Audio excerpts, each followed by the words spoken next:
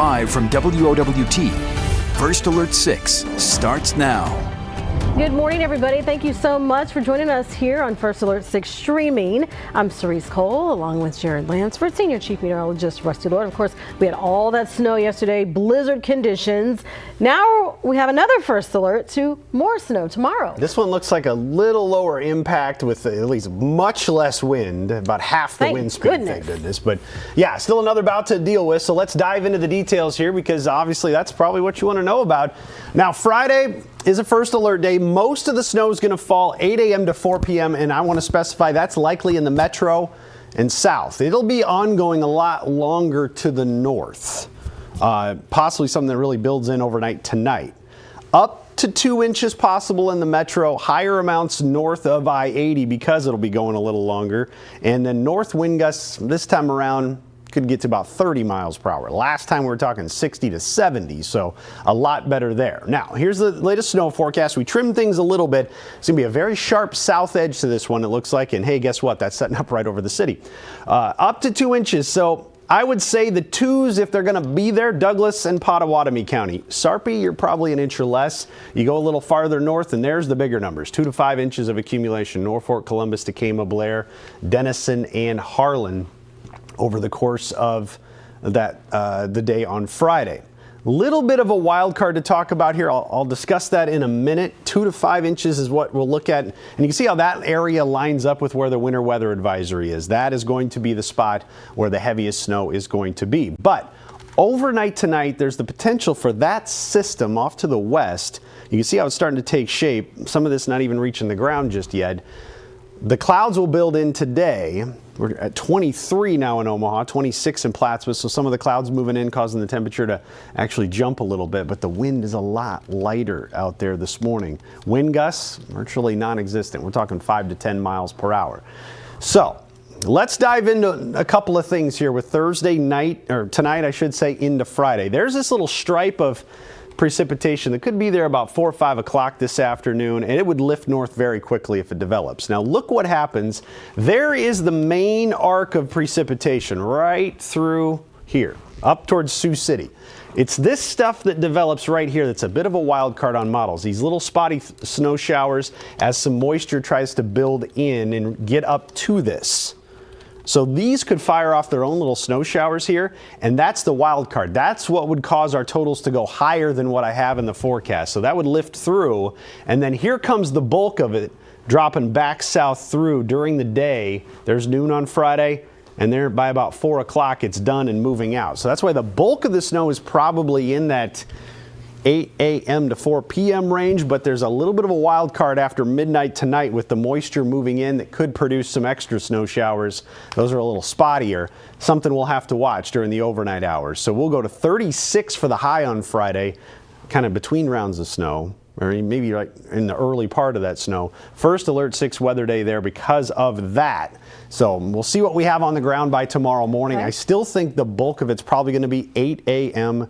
to 4 p.m., but stick with us to see how maybe the overnight stuff tries to impact things. All right, but after the next snow, though, we're going to have warmer temperatures and lots of melting, sounds like. Lots of melting. You see the 51 right there behind me? That's looking pretty good. We'd take that. Sunshine, a very good day out of Saturday. But I'm going to say car wash forecast is a don't waste your money because there's still a lot of road spray from the melting today as we go to 43. Another round of snow tomorrow, and we're going to get back to the melting on Saturday and melt really fast. Sunday up to 62, 72 on Monday. So some very promising numbers on the way over the course of the next several days. Up near 70 on Tuesday and a lot of melting next week. Very warm numbers. A lot of road spray, a lot of water running across the road. That slushy round melted off some driveways yesterday in some places, but it will add more to it. I think it's just going to be tough to keep the car clean until we can get deeper into the weekend. Some schools are on spring break next week, and those temperatures are going to be fantastic for it. I know Papillion La Vista is, so they're going to love the weather. That works out perfectly. Yeah, they're going to be Rusty Lord fans if they aren't already. All right, things getting busy out on the roads. You just got in a new crash. Yeah, and pay attention if you're using Blair High this morning, because we do have some lane restrictions as a result of this crash. This is right near 680, which already is usually a spot that gets pretty busy and backed up. There it is, right about 103rd and Blair High, and it is eastbound on Blair High where we have this crash being in place. So I've got a good view of this for you. There's what we have going on. You can see the flashing lights that are in place, blocking that left lane as you're going eastbound. If you're going westbound and looking to turn on to 103rd, you need to stay in the far left turn lane. That second one is kind of blocked there as you try to make your way in that kind of arc to turn. So stay left for that turn from westbound Blair High to go to 103rd, and then stay right as you go eastbound on Blair High. We'll keep you posted, but look at the delays that are starting to build as a result of that crash. That one's going to be one that causes a large delay for anyone who uses that stretch. Also been watching 156th and Blondo, where we have a crash that's in place. This has been alternately impacting westbound and southbound traffic the most. You can see some of the delays that are in place as you approach that intersection along Blondo, so watch for that in the early going as well. Otherwise, our biggest problem is construction tied. It's this one in 84th right through Ralston. You've got all kinds of delays heading northbound, and it's all because of just a very small area where we have one lane travel just to the north of L. But keep in mind, you are looking at 72nd with that bridge to access I-80 still out. So a lot of people are using 84th, and it gets busy anyway, even before we had that closure. So trying to squeeze a lot of traffic through that area.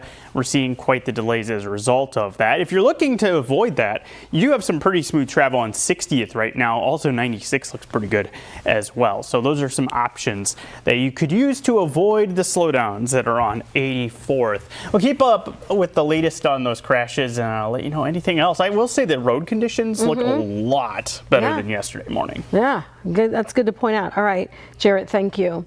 All right, to your news now. An Omaha woman faces federal charges after leaving threatening voicemails for a member of Congress. So this carries a maximum sentence of 6 years in prison, along with a fine of $250,000. First Alert 6 is choosing not to name the suspect, as it was determined she is suffering from a serious mental illness. The judge did allow her release, though, as long as she agrees to a list of conditions. The Nebraska Accountability and Disclosure Commission released a new report on campaign donations made in the Omaha mayoral race. Mayor Stothert points out that $50,000 donated to Mike McDonald's campaign came from the Firefighters for Better Government union. She says that is a conflict of interest. The mayor is directly involved in negotiations, labor negotiations with these unions, and I have a principle of myself that I'm never going to accept money from them because I'm going to be involved in negotiating their contract. I think that's very important. I think that if a mayoral candidate does accept money, I think it's unethical. McDonald says donations Mayor Stothert received from developers should be called into question. Meanwhile, Jasmine Harris says big donors shouldn't be the only focus. I think at the end of the day, it is a conflict of interest when we're taking in all these monies from these special interests and big dollar donors. Whereas we want to ensure that the voices of people who support my campaign, who are giving what they can, are actually the people who are centered, because we're focused on the needs of the community. Douglas County Treasurer John Ewing says the donation is legal and permissible under campaign finance regulations. He claims, though, Stothert has accepted similar or even larger contributions from developers. McDonald's campaign reached out to us to dispute that claim. We reached out to Terry Brewer's campaign, but haven't heard back just yet. And this reminder, First Alert 6 will host a debate between all the mayoral candidates next week. It happens Tuesday at noon, and you can watch it live on our website, firstalert6.com. The debate is sponsored by the Omaha Press Club and the League of Women of Voters of Greater Omaha.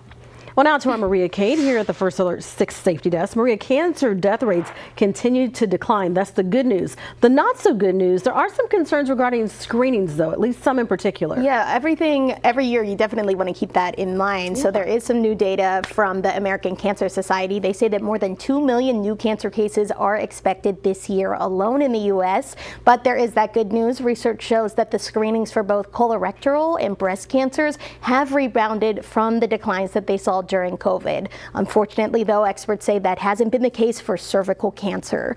14% of women got screenings in 2023, and they say that is below pre-pandemic levels. Many medical experts say this is a long-term problem. Screening numbers actually started to go down in the early 2000s. Some of the research points to reducing knowledge among women about the need for cervical cancer screening and fewer recommendations to be screened by physicians. Now, those cervical cancer screening recommendations do vary based on how old you are and your health status, but the current guidelines from the American Cancer Society recommend starting those screenings at age 25 with an HPV test, and then you get that testing done every 5 years until you're 65. All right, Maria, good information. We're going to turn to protein intake. I hear about this all the time because I have a teenage athlete, always wants to build up that protein, but really it's something we should all include in our diet. Definitely something really great to keep in mind. Of course, for athletes, like you said, the high protein diets have always really been key for them building their muscle, enhancing their performance as well. But everybody can really keep that in mind as well. It can support growth, energy, and overall well-being too. So experts say lean beef provides the body with essential amino acids to help maintain that lean muscle mass. And as we age, protein can also help fuel stamina, something that's really critical for helping adults live independently longer in life. Protein really plays an important role in building muscle by providing the body with the building blocks that it needs to fuel recovery after physical activity. And animal proteins like lean beef are one of the most nutrient-dense, complete proteins available. Now, experts say it's really important to follow a 3-part plate rule when you plan your own meals. Remember the different colors for the different food groups. You want to make 1/3 of your plate protein, of course, to promote that muscle building and recovery. Another third can be whole grain carbs like multigrain rice. And then that last third, it should be those fruits and veggies. Make sure they're colorful, of course, so that you're getting those essential vitamins and minerals that we Got to get it all in. We talked about those plates earlier that kind of did it for you. That's good to give the kiddos. For people, yeah. Absolutely. All right, Maria Cade reporting from the safety desk. As always, thank you so much. We'll be back.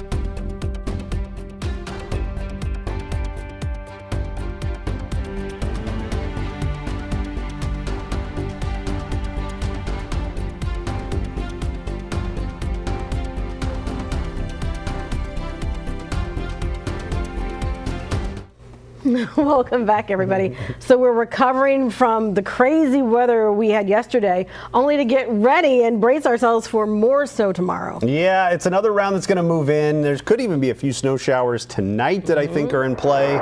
But the bulk of it's probably middle of the day tomorrow. So up to 2 inches right now is what I have in the forecast. Higher totals north of I-80. The north wind gusts up to 30 miles per hour. We'll try to blow it around. I do see some travel issues midday and heading towards the evening commute, obviously with the fresh snow on the ground leading up to that commute.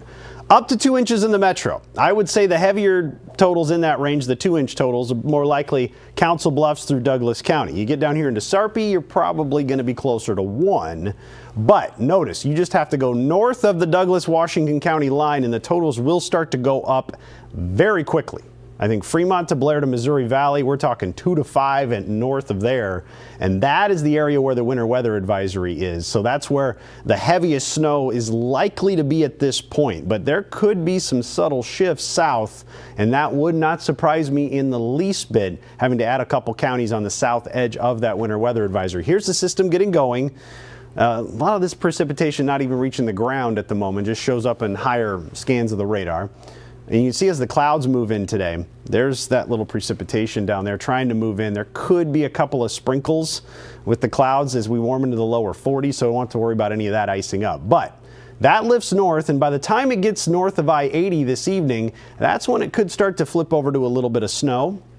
And that's where it sits this evening and then during the overnight. But watch this. See how those little bands right there develop? Those could be some areas of lift that try to move in and could produce some pockets of heavier snow overnight tonight as they try to get up to this area and meet up with it. So that's what I'm watching. A bit of a wild card here after about 1 o'clock, where there could be a couple little bands of snow that cause the totals in the forecast to go up a little bit. Otherwise, you can see how everything as we head towards 7 a.m. is still north of I-80, still north of the Platte River, and that's why the bigger totals are going to be up here. But as we drop through the day on Friday, that's when all that will swing on through. So there's that band of snow dropping south by 8 o'clock. There's 10. And there you go through noon, 1, 2 o'clock, and that's when the bulk of the area gets the snow swinging through on the back edge of this, and by 4 it should be pretty much done. So that's why 8 to 4 is the prime time window. I think there could be a couple of pockets of snow trying to develop before that messes with the snow forecast a little bit and could ramp up the totals just a little. So 51 then on Saturday gets that melting going. So the car wash forecast, if you want to get the car washed, maybe just to get a layer off, you'll have to do it again in a couple of days, I think, the way things are looking right now. 51 Saturday, 62 on Sunday, and 72 degrees by Monday afternoon. That keeps going up, up, and up on Monday. I love it. So we're seeing these 70s, and we're getting this last round of snow out the way. We're in our minds, we're thinking, we must be done with winter. Yeah. Surely we'll be done with winter. The last round of snow. That's and you're funny. telling us that may not be the case? Yeah, something to watch the end of next week. Now, we are on the warm side of this leading up. Could be some thunderstorms Friday, but you can see how it gets colder, and there's some snow showers mixing in Saturday there on the very tail end. There's another fairly large storm system taking shape, and notice by Friday night, this would probably be thunderstorm activity, Kansas City up towards Des Moines, but look what's on the back edge of this. And some of that's going to try to swing in here.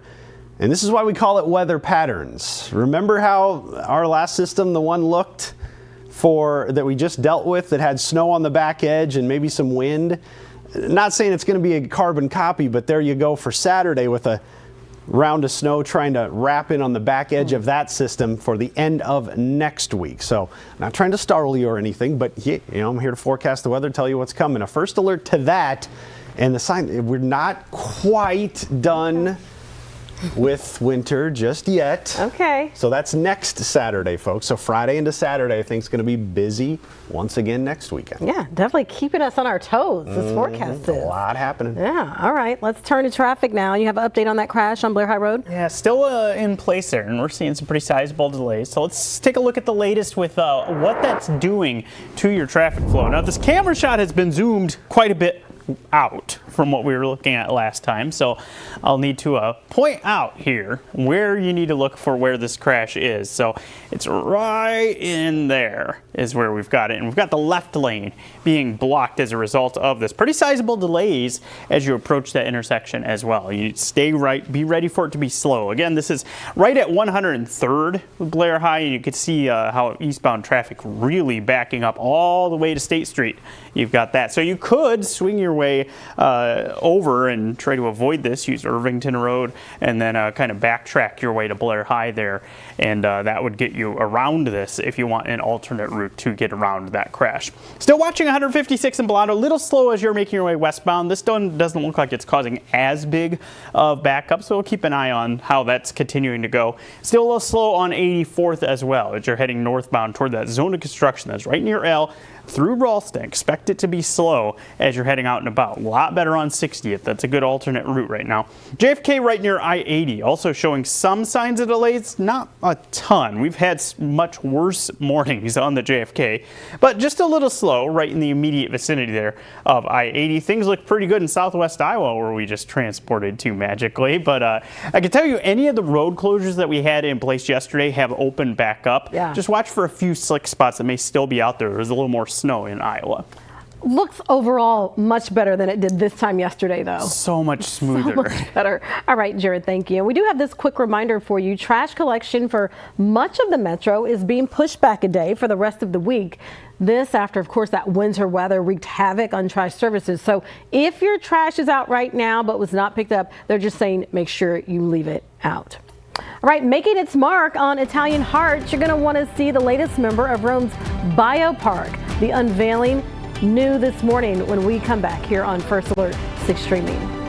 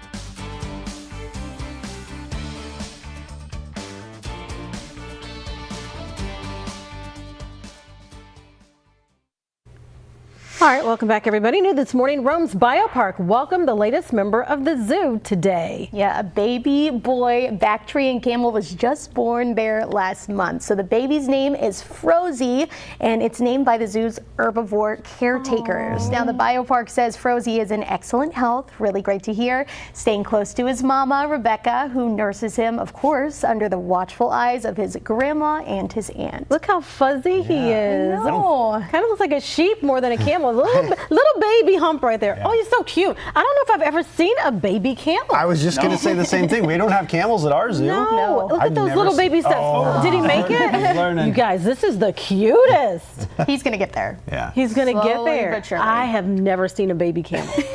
Kind of looks like a llama. Yeah. That's a good point, man. The neck too and everything. Hopefully it doesn't spit at you like llama. No, he still might. The cuteness would then soon wear off, right? Very quickly. All right, everybody. Thank you so much for joining us here on First Alert Streaming. We're going to get ready for our update in the Today Show. You can watch it here on streaming or over the air. Have a great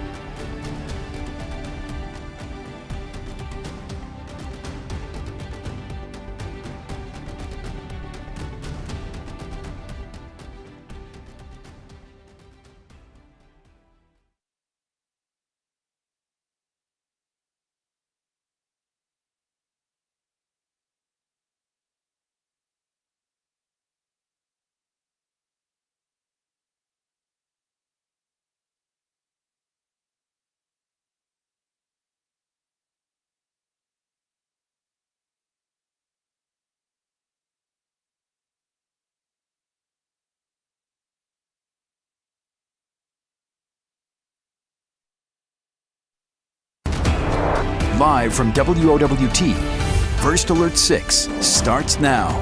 Good Thursday morning, everybody. It is 7:26. I'm Cerise Cole. We do want to get right to First Alert 6 traffic with Jared Lansford telling us about a new crash this morning. This is Blair High eastbound as you're getting near 103rd. The left lane blocked as a result of this crash. There you can see the scene and how things have really backed up as you're trying to get into that area. So you need to stay right, be ready for some big delays, but there is a way you can try to avoid this, and it involves getting yourself over to Irvington Road. You can take that, kind of wind your way around, and that'll get you past that crash. So again, we'll keep you posted with the latest on that, but it's very backed up in that area. Also a crash 156th and Blondeau, a little slow as you're heading westbound there. Delays northbound 84th near L. Use 60th as your alternate route. Rusty. Thanks, Jared. Out there right now, got a little sunshine to start off the day, but look at that. The flag's not moving. That's great. Yesterday that was whipping in the wind, and now, well, with light winds, we have 23 degrees. It feels like temperature of about 15 degrees, so it's a lot better out there as you head out. Now, system to the west, clouds will fill in as we go through the day, trying to bring some shower and snow shower activity our way. A lot of that not even reaching the ground just yet, but you can see winds today will be very light. Gusts up to about 15 miles per hour at worst. Clouds fill in. We go to 43 for the afternoon high today, and overall it looks like a very enjoyable day with some melting, just not as much sunshine as we finished the day with yesterday. Now tomorrow, or tonight into tomorrow, we got our First Alert 6 weather day. Bulk of the snow 8 a.m. to 4 p.m., 2 inches or less in the metro, perhaps a little bit more to the north. Cerise? Rusty, thank you. A father and his daughter were killed in a crash on I-80. Authorities say their SUV lost control, crossed the median, and hit a semi going the other way. Both the SUV driver and passenger died at the scene. It is 7:28. We're back with another update for you in about 25 minutes. We'll see you then.